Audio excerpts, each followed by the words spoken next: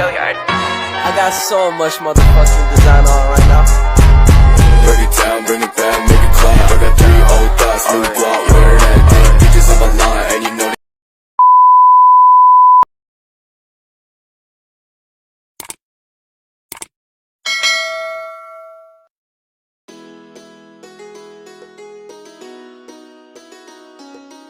Selain sebagai salah satu tokoh dalam Wali Songo, Sunan Giri memiliki kedudukan sebagai raja sekaligus guru suci. Pengaruh dakwah Sunan Giri tidak hanya di Pulau Jawa. Melalui keturunan dan para santri Sunan Giri mengajarkan Islam menyebar hingga Banjar, Martapura, Pasir, dan Kutai di Kalimantan. Terus menuju timur ke Buton dan Goa di Pulau Sulawesi, hingga sampai di Kepulauan Nusa Tenggara dan Kepulauan Maluku. Sunan Giri lahir pada kisaran tahun 1442 Masehi di Blambangan. Beliau merupakan putra dari Maulana Ishaq, utusan Sunan Ampel. Suatu ketika Sunan Ampel menugaskan Maulana Ishaq berdakwah ke ujung timur Jawa, yaitu Blambangan. Kedatangan Muhammad Ishaq disambut baik oleh Raja Blambangan.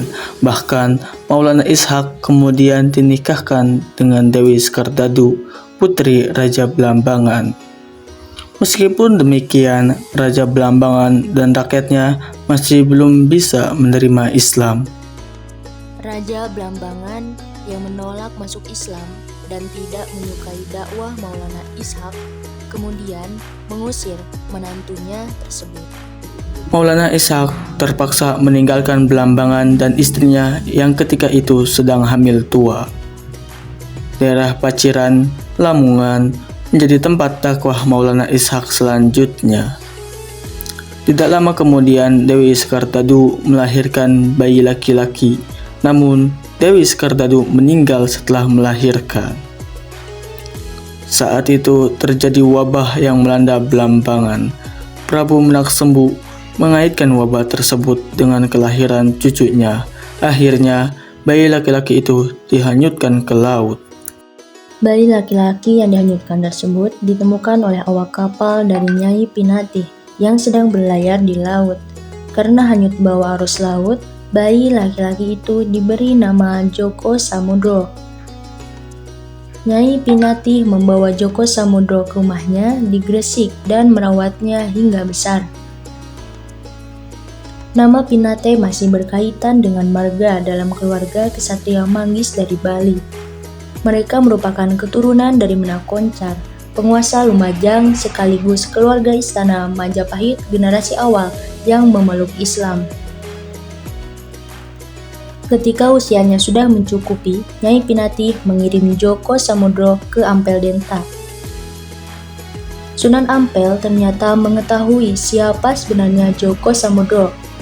Karena itu, Sunan Ampel mengubah nama Joko Samudro menjadi Raden Paku.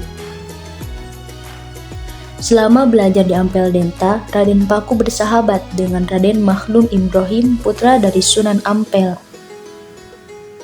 Kelak Raden Makhdum Ibrahim ini dikenal sebagai Sunan Bonang. Suatu ketika, Raden Paku dan Raden Makhdum Ibrahim pergi untuk menuntut ilmu dan sekaligus melaksanakan ibadah haji. Mereka berdua bertemu dengan Maulana Ishaq ketika sampai di Malaka. Maulana Ishaq saat itu sedang melakukan dakwah di Malaka. Selama di Malaka, Maulana Ishaq, ayah kandung Raden Paku, memberikan mereka banyak pelajaran keislaman. Maulana Ishaq sendiri mengetahui bahwa Raden Paku adalah putra kandungnya. Atas saran Maulana Ishaq, Raden Paku dan Raden Makhdum Ibrahim menunda perjalanan ke Mekah. Maulana Ishaq menjelaskan bahwa kondisi Jawa saat itu lebih membutuhkan dakwah Islam. Raden Paku dan Raden Makhdum Ibrahim akhirnya kembali ke Jawa. Raden Paku dibekali segumpal tanah serta 2 orang abdi, yaitu Syekh Kojah dan Syekh Grigis. Raden Paku mencari tempat yang tanahnya sama dengan tanah pemberian ayahnya. Beliau menemukan tempat tersebut yang ternyata sebuah bukit yang bernama Giri. Sebuah masjid dibangun oleh Raden Paku di puncak Bukit Giri.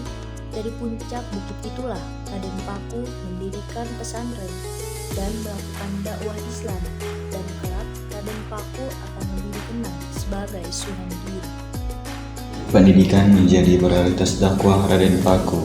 Karena itulah beliau mendirikan sebuah pesantren di kawasan Bukit Giri. Pesantren di Giri berkembang dengan pesat. Para santri berdatangan dari berbagai penjuru Nusantara. Bukan hanya Pulau Jawa, para santri juga berasal dari tempat yang jauh seperti Kalimantan, Sulawesi, Nusa Tenggara, dan Kepulauan Maluku. Raden Paku yang kemudian lebih dikenal sebagai Sunan Giri tidak segan mendatangi desa-desa pelosok untuk berdakwah. Beliau juga sering melakukan pendekatan empat mata dengan penduduk desa.